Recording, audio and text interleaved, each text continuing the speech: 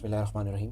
Hello everyone, this is Syed Malik, and in this video we are going to solve eighth problem of depreciation, and this problem is most important and expected questions in your final exam. So let us begin with the problem. It is telling that Raghava bought a plant and machine on 1st April 2017 for rupees 23,000 and paid rupees 2,000 for its installation. 1st April 2017 के दिन दो transactions हुए, ठीक है. पहला है machinery, plant and machinery खरीदे आप, दूसरा है installation.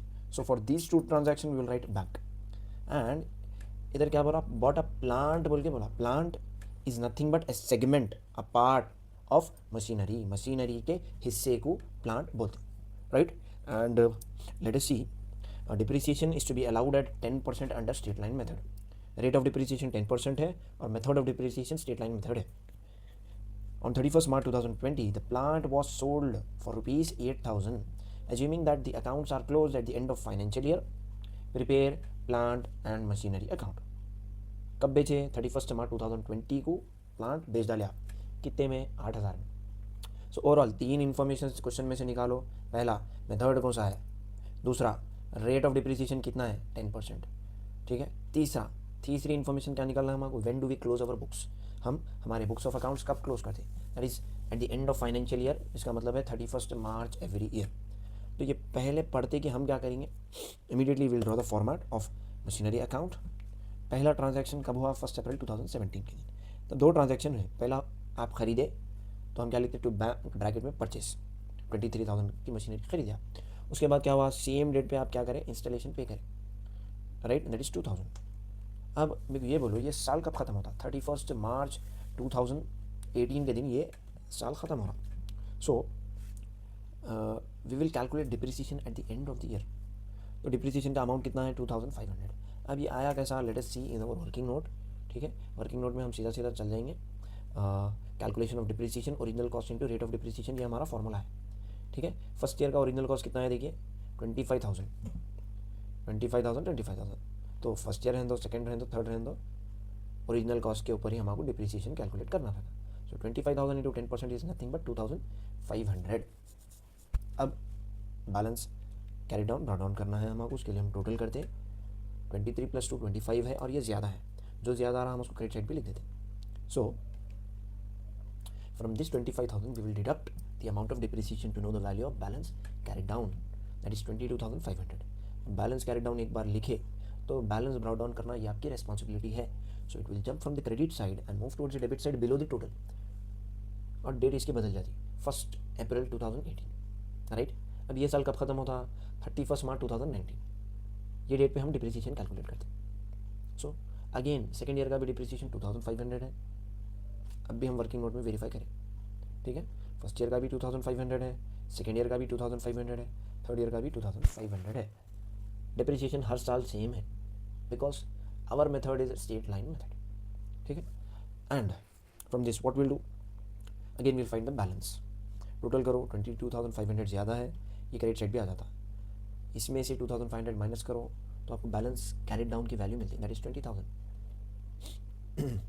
And balance carried down लिखते कि बैलेंस ब्रॉट डाउन करना ये आपकी रिस्पॉन्सिबिलिटी है. And this is the last year, ठीक है.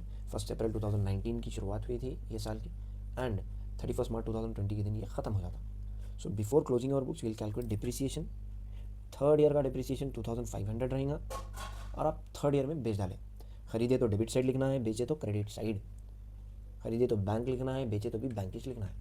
But in bracket will write sold. Sale करें आप, कितने मिले पैसे आपको, बेचे तो 8,000, ठीक है.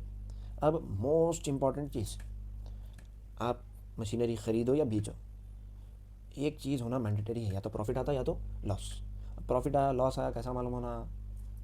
अब बेसिकली ट्यूशन्स में क्या बताते हैं मालूम, इसका टोटल करो, ठीक है. ये 20,000 में से ये डिप्रिसिएशन और बैंक के अमाउंट को माइनस कर दो, बताते. This is completely wrong. अगर इनकेस दो मशीनरीज आ गए तो उधर मुश्किल हो जाती है आपको. So we have a systematic procedure. चाहे इंटर रहने दो, डिग्री रहने दो, आप ये प्रोसीजर फॉलो करो, आपके मार्क्स कभी भी नहीं करते. So what is the procedure, calculation of profit oblique loss. और ये लिखना भी है. If you need perfect 5 marks that is mandatory for you to write this. अब देखो calculation of profit oblique loss, उसके बाद से बुक वैल्यू मालूम करना ज़रूरी है हमको.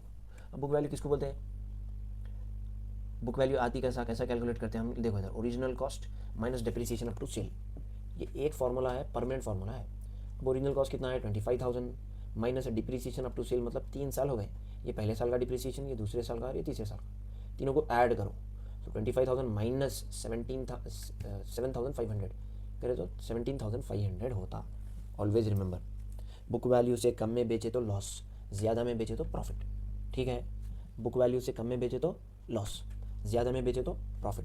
तो आप कितने में बेचे, 17,500 बुक वैल्यू आई, मगर आप 8,000 में बेचे, तो लॉस कितना है, loss on sale of machinery is equals to book value minus sale value.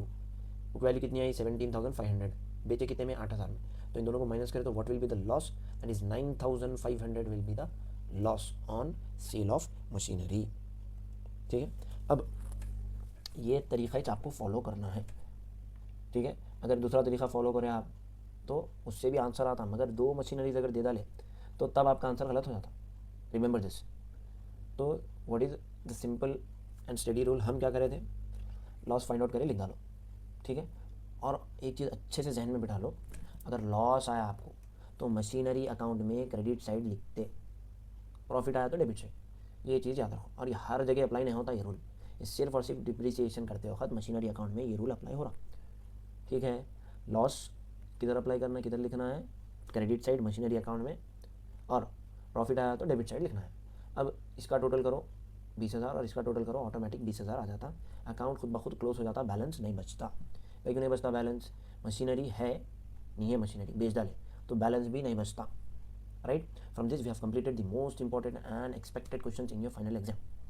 ठीक है, in the next video we are going to cover the 9th problem. Till then, stay connected with the ranks, the Institute of Commerce. Thank you.